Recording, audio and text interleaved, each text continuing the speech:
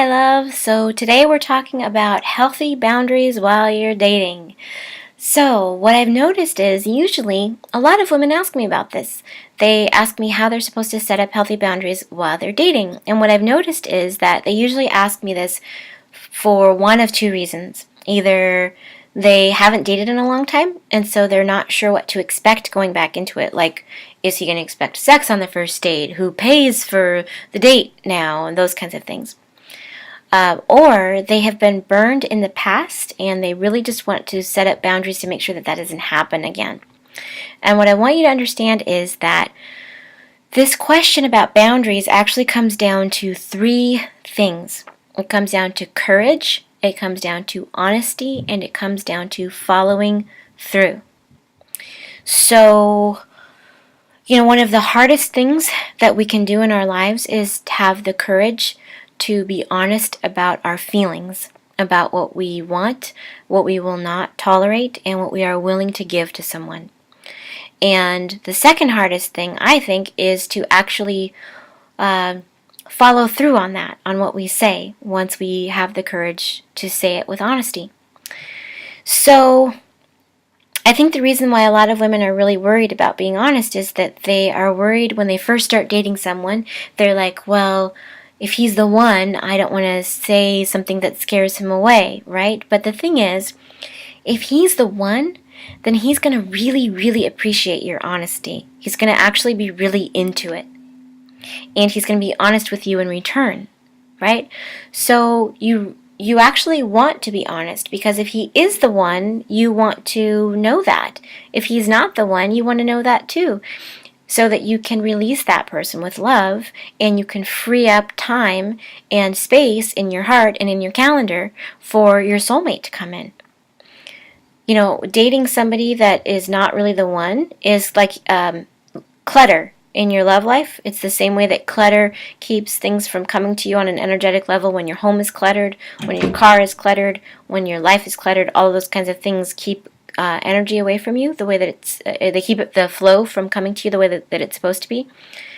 You're also, when you have someone in your love life who's not really supposed to be there, and you're just afraid to not have them in your life anymore, then that is clutter in your love life, and it's repelling. And so you really have to release this person with love to their highest and best good for them, so that you can have the same thing for you. So, a lot of times people ask those questions about boundaries, and it's because they're afraid of actually being honest and truthful with this person, because if he's the one, they don't want to scare him away. But really, you want to know if he's the one, right? Because if he is the one, he won't be scared away. If he's not the one, you kind of want to scare him away, or best case scenario, release him with love. Okay? So then people say, okay, I understand now why healthy boundaries are important, right? Healthy boundaries are important because I want to know if this person is right for me or not before I invest anymore. Okay, great. So now we know that. So then what does that look like? What do healthy boundaries look like? This is what healthy boundaries look like.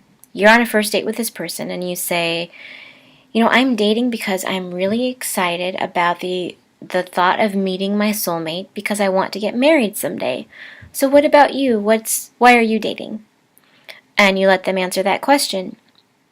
Now, the big thing is that you need to make space for them to answer the question. Listen to the question without interrupting, without assuming you know what he's saying, just listening. And then once it's your turn to speak again, or even before that, you need to believe what he says.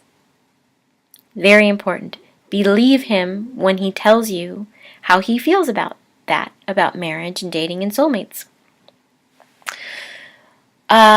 So that looks different to different people, right? So sometimes what will happen is you'll have this conversation and you'll say, well, I'm dating because I am excited about the thought of meeting my soulmate, and because I want to get married someday. Well, what about you? And he'll say, yeah, that sounds really cool. Yeah, someday I really want to get married too. That's great. You can go out on a date with this person again. Fantastic. Remember that you're dating and not in a relationship with them yet. So date, not in a relationship, dating. But you can go out with them again. Great, fantastic. Great. If you are talking to this person and you say, I'm dating because I'm excited about the thought of meeting my soulmate because I really want to get married someday. And he says, yeah, I'm not really sure that I ever want to get married. Or he says, yeah, I'm not really sure that I ever want to get married again. Okay, believe him. Okay, if you believe him and you say, oh, I understand. Well, yeah, okay. Then you enjoy the rest of the night as best as you can. You are kind and polite. You are gracious. And at the end of the evening, you say, thank you so much for a lovely evening. And you don't go out with that person anymore. You don't invest any more in them. You don't do anything else where that's concerned. You are grateful that you got the opportunity to know right off the bat that this person does not want what you want so that you can release them and not give them any more of your time or energy or heart, because beyond that point, you're wasting it. Okay, so that's good to know. That's what healthy boundaries look like. Healthy boundaries look like, oh, good, we both want the same thing, now we can go on another date. Or, oh, we don't want the same thing. Oh, that's good to know. I had a great time, I had a lovely time, thank you so much for tonight. And then you don't go out with that person anymore. That's what healthy boundaries look like. What happens a lot of times is that women will set those boundaries, but then they'll keep going out with the guy even though they know he doesn't want the same things that they want. They don't trust their instinct about him, because they don't think that they deserve to. They don't think that their intuition is important or is worthy of being listened to. They think that they should kind of just settle, or maybe if they haven't dated a long time and they're just now starting to get attention, they're worried that the attention might dry up, that the universe is going to stop sending them, love and that kind of thing if they say no to this guy or if they let this guy go. That's not healthy boundaries. That's just scarcity and other issues, so those things need to be healed. Here is what unhealthy boundaries look like. Unhealthy boundaries look like you say to him, I am dating because I am really thrilled about the idea of meeting my soulmate because I want to get married someday. And he says, I don't want to get married now, and I probably will never want to get married. And you think, I bet you I could change his mind. Once he knows how loving and caring and wonderful I am, he will change his mind. And then you try to spend more time with him in an effort to change his mind. That's what unhealthy boundaries look like.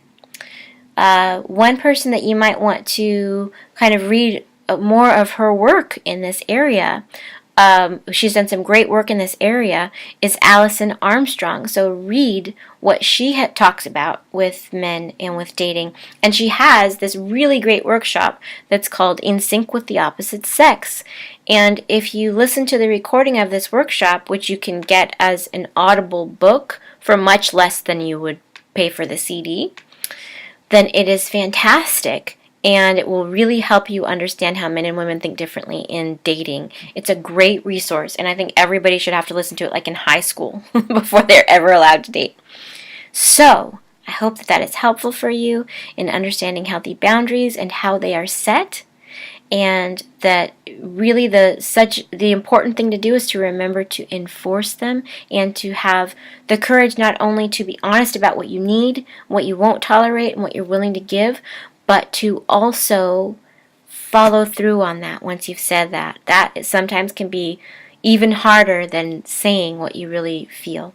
So I'd love to hear from you in the comments below and hear what you think about that. I'd love to hear what you think that you're going to do about setting your own healthy boundaries. And if that's a difficult thing for you or if that's an easy thing for you, let me know in the comments below. And as always, you can always email me at askalovecoach@gmail.com. If you have a question that you'd like to hear me answer, I would be happy to answer that for you. I answer all of my emails myself, and so I will definitely read your email when it comes through. All right, so take care, and we'll connect another time. Bye!